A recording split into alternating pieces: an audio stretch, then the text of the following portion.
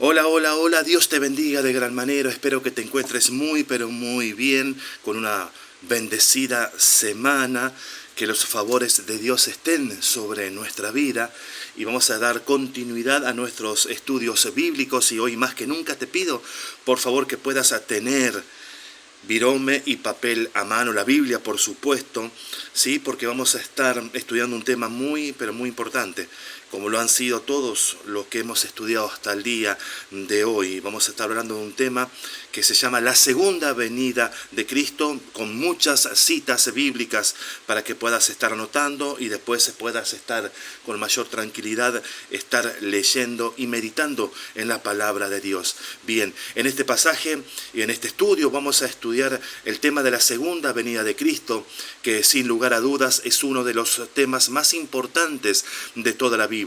Bien podríamos decir que fluye a través de toda la Escritura como un gran río que va aumentando su caudal hasta llegar a su consumación en el libro de Apocalipsis.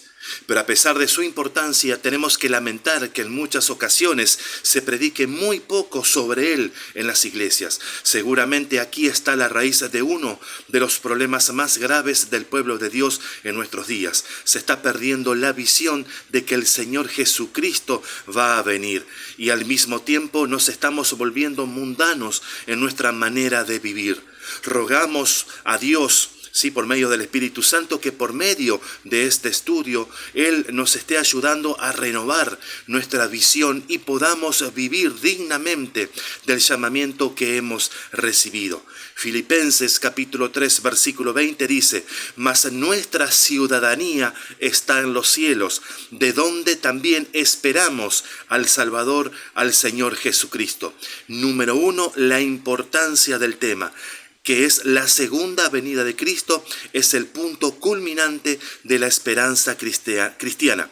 Tito capítulo 2, versículo 13 dice: aguardando la esperanza bienaventurada y la manifestación gloriosa de nuestro gran Dios y Salvador Jesucristo. Su importancia queda demostrada por la gran extensión que la Biblia le dedica, ocupando uno de los lugares más prominentes en el conjunto de la revelación. La segunda venida de Cristo y el establecimiento de su reino es el tema más importante de las profecías del Antiguo Testamento. El apóstol Pedro dice que los profetas que profetizaron de la gracia destinada a vosotros inquirieron y diligentemente indagaron acerca de esta salvación, escudriñando qué persona y qué tiempo indicaba el Espíritu de Cristo que estaba en ellos, el cual anunciaba de antemano los sufrimientos de Cristo y las glorias que vendrían tras ellos. Primera de Pedro, capítulo 1, versículo 10 y 11. Bien, estas glorias que vendrían, las cuales se refiere aquí la palabra, después de los sufrimientos de Cristo, apuntan al establecimiento glorioso de su reino en este mundo. El Antiguo Testamento se refiere a este período como el día de Jehová. Y en el Nuevo Testamento encontramos alusiones explícitas a él como el día de Cristo. En su ministerio público, el Señor Jesucristo también habló ampliamente de su segunda venida. Un ejemplo de ello lo tenemos en el sermón que estamos estudiando ahora, pero también lo ilustró por medio de diferentes parábolas. La parábola de las 10 vírgenes, por ejemplo, que está en Mateo capítulo 25, del versículo 1 al versículo 13. La parábola de las 10 minas, que lo podemos encontrar en Lucas capítulo 19, versículo 11 al 27. Y también la parábola de los labradores malvados, que la encontramos en el libro de Lucas, capítulo 20, versículo 9 al 18. De hecho, la afirmación de que un día volvería era una parte esencial de su programa mesiánico. Por eso no dudó en explicarlo ante el Sanedrín cuando era juzgado. Dice Mateo capítulo 26, versículo 64. Desde ahora veréis al Hijo del Hombre sentado a la diestra del poder de Dios y viniendo en las nubes del cielo.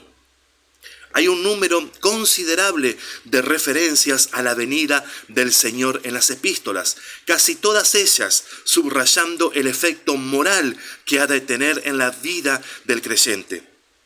Todo aquel que tiene esta esperanza en Él se purifica a sí mismo, así como Él es puro. Esto lo podemos ver en 1 de Juan capítulo 3, versículo 3. Y por supuesto es el tema central del libro de Apocalipsis. Punto número 2. El propósito de la segunda venida.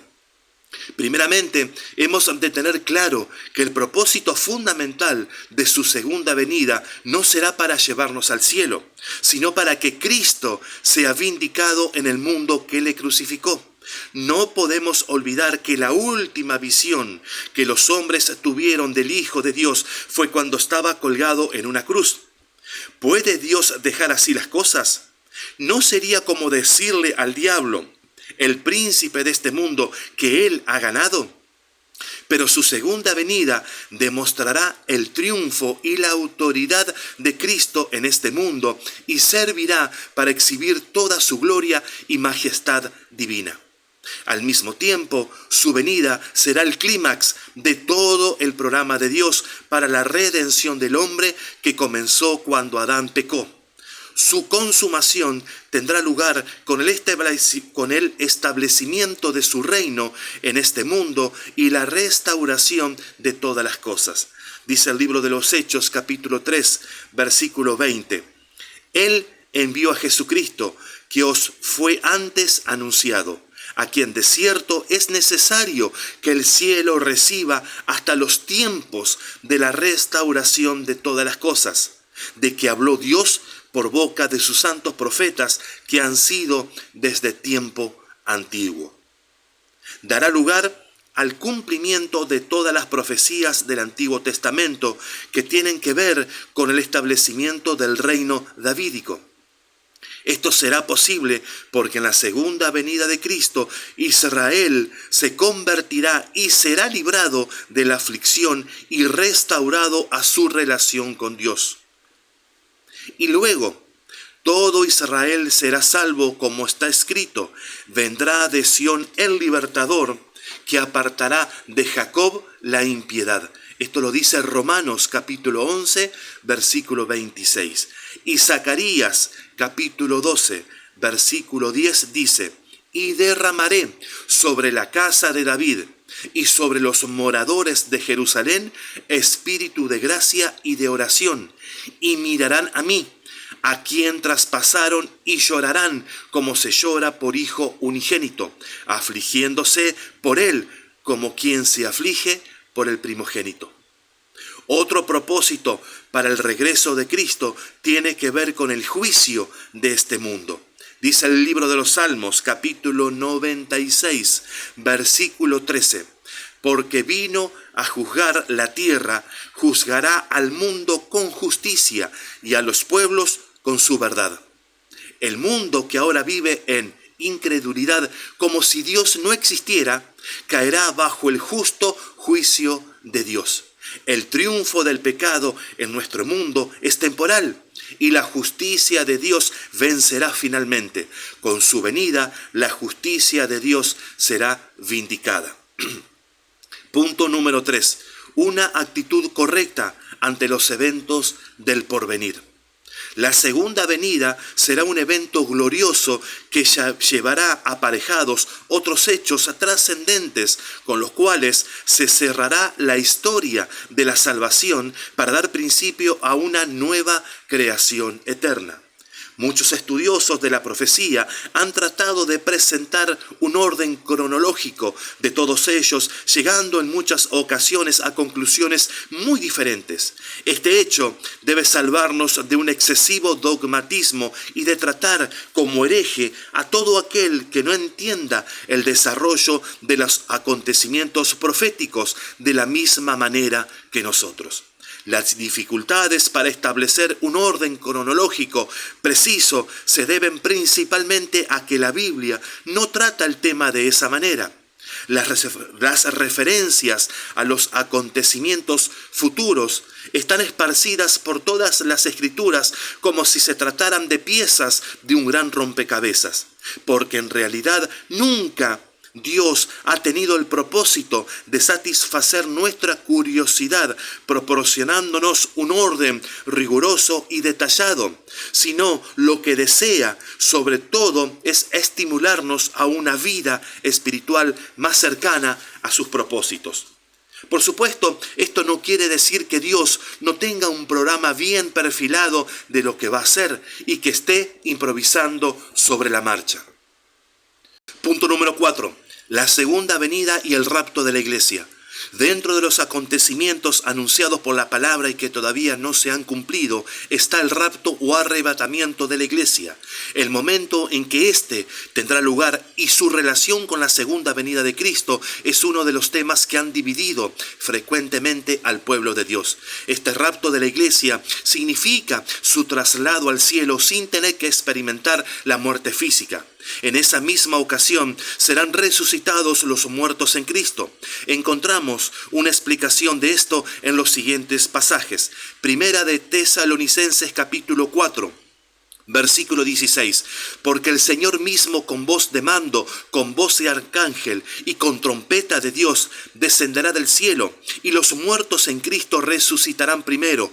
Luego nosotros, los que vivimos, los que hayamos quedado, seremos arrebatados juntamente con ellos en las nubes para recibir al Señor en el aire, y así estaremos siempre con el Señor. Otra palabra dice, he aquí os digo un ministerio. No todos dormiremos, pero todos seremos transformados en un momento, en un abrir y cerrar de ojos, a la final trompeta, porque se tocará la trompeta y los muertos serán resucitados incorruptibles y nosotros seremos transformados. Zacarías capítulo 14, verso 1 al 4 dice, aquí parece que hay cierta diferencia entre el arrebatamiento y la segunda venida, puesto que el primer caso, el Señor recibirá a sus santos en las nubes, mientras que en el segundo, Él asentará su pie sobre el monte de los olivos y destruirá a los ejércitos que tratarán de conquistar a Jerusalén. Ahora bien, ¿en qué momento tendrá lugar el rapto de la iglesia? Algunos hablan de coincidencia entre los dos acontecimientos, de tal manera que en su venida el Señor recibirá a sus santos en las nubes y de allí bajará al monte de los olivos. Otros, en cambio, interpretan que puede venir al comienzo de la gran tribulación o incluso antes. Lo cierto es que no tenemos información precisa para llegar a una conclusión. Mateo capítulo 24, versículo 7 dice, porque se levantará nación contra nación y reino contra reino, y en diferentes lugares habrá hambre y terremotos. Pero todo esto es solo el comienzo de dolores. Por lo tanto, estas son las características de toda la época y no señales del fin.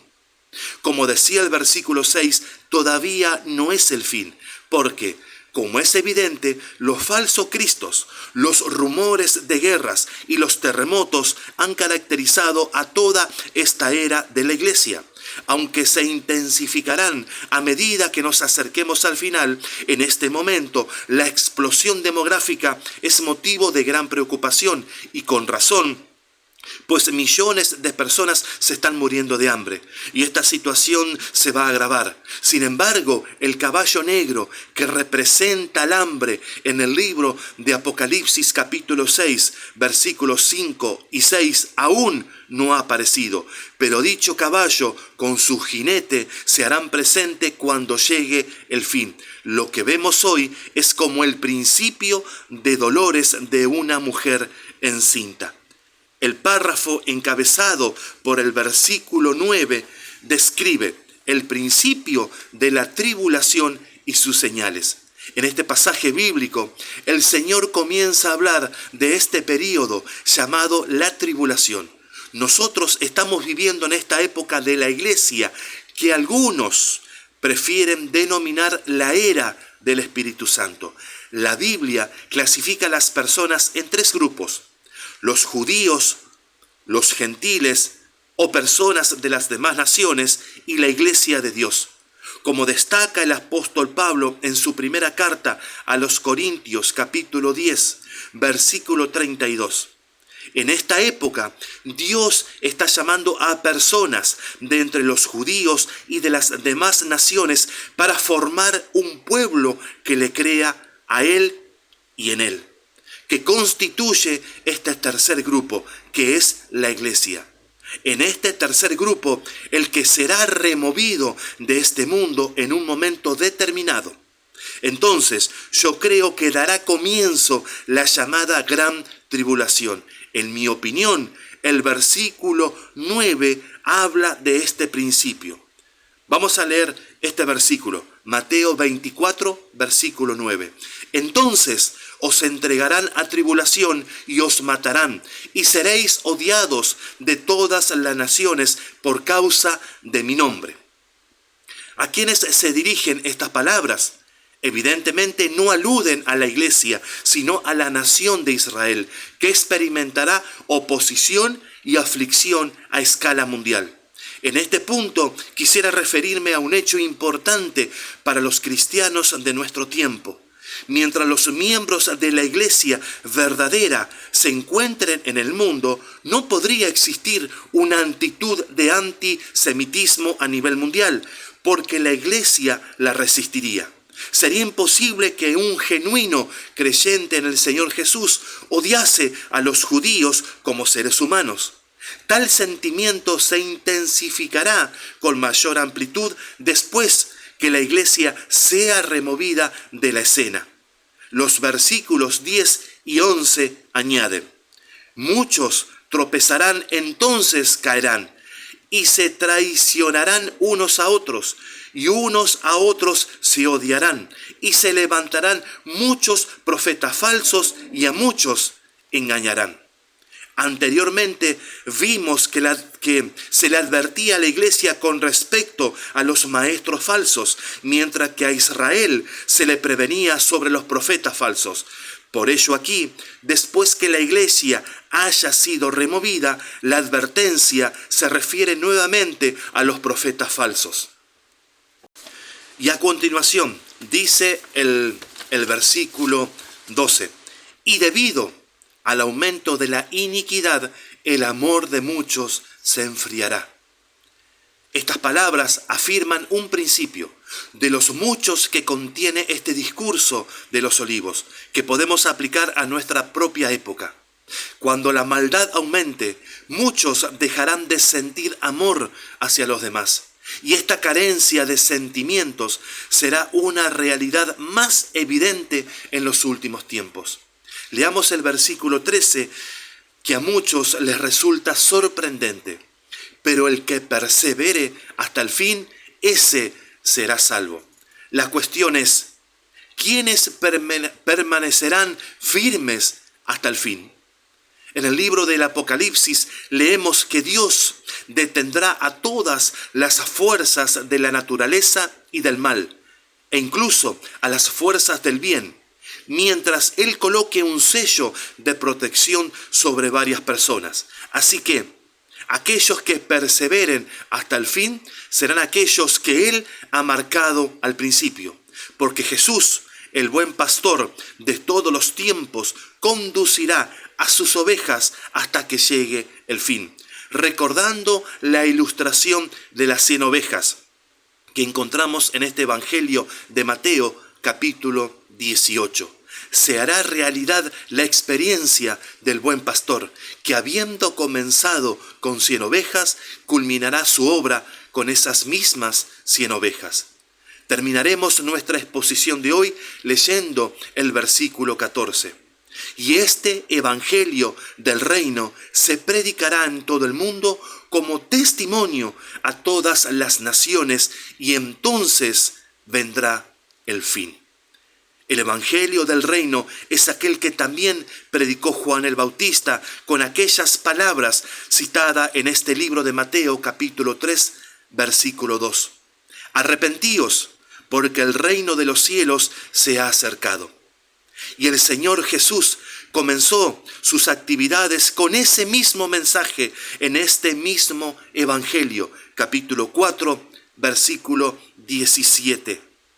Desde entonces Jesús comenzó a predicar y a decir: arrepentíos, porque el reino de los cielos se ha acercado. También se relató en el capítulo 10 que Jesús envió a sus discípulos a predicar ese mismo mensaje.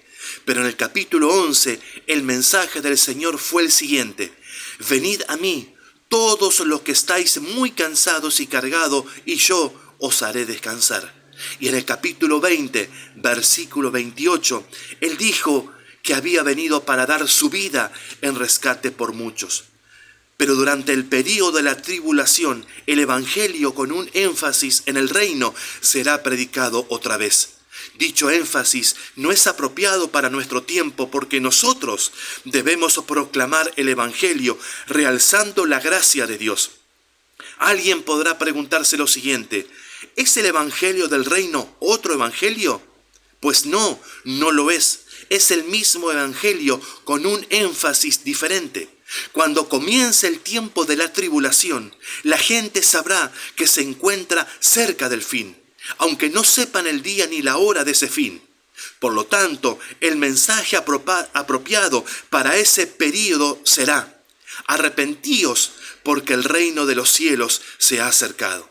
Quiero insistir en que de ninguna manera existen dos o más formas de salvarse. Dios nunca ha tenido más que una base por virtud de la cual Él salva a las personas, y esa es la cruz de Cristo. Cada ofrenda o sacrificio ofrecido antes de la llegada de Cristo al mundo tuvo lugar con la expectativa de la cruz de Cristo, y toda conmemoración desde que Él ha venido mira retrospectivamente a la cruz de Cristo. Frente a la inminente victoria de Cristo, las personas deben definirse. Los santos deben buscar más a Dios y los justos deberán decidir su destino. La venida inminente del Señor y su revelación como principio y fin de la creación invitan a lavar las vestiduras con la sangre de Cristo. No hay otra forma de entrar y ningún injusto quedará exento de las condiciones. Hay un acuerdo total entre la voluntad de Dios y la de los creyentes. Como iglesia, esperamos la venida de Cristo para poner fin a la impiedad, la independencia de Dios y sus consecuencias. Una advertencia deja un sello de seguridad al libro de Apocalipsis para que nadie piense que alguna profecía es registrada a posterior de su cumplimiento. El que añade o quite sufrirá juicio de Dios. Esta es la mejor garantía de que lo que hoy leemos es lo mismo que se escribió hace 2000 años. Por último, Juan perpetúa las palabras del Señor, las cuales hacen eco por los siglos. En verdad, vengo pronto. E inmediatamente antes de saludar a los receptores de esta asombrosa revelación, el apóstol amado del Señor Jesucristo pronuncia las palabras que diariamente laten en nuestros corazones. Amén. Sí, ven, Señor Jesús. Que Dios te bendiga de gran manera, hermano querido. Y espero que estas breves y sencillas palabras y reflexiones puedan estar haciendo eco en tu corazón y que podamos sentir y experimentar, ¿sí? Y que la venida del Señor Jesucristo está pronto, ¿sí? Que ya no hay más tiempo que perder.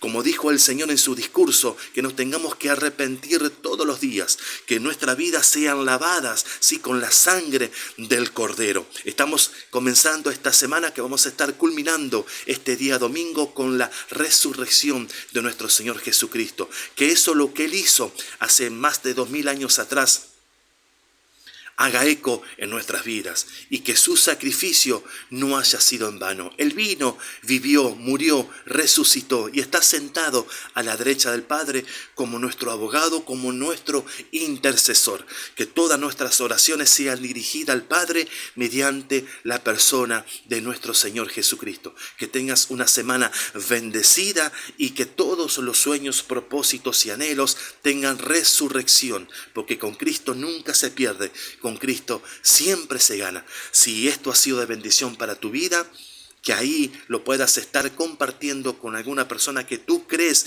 y que Dios seguramente va a poner en tu corazón para que también podamos aprender de la maravillosa palabra de Dios. Dios te bendiga de gran manera. Hasta nuestro próximo encuentro. Bendiciones.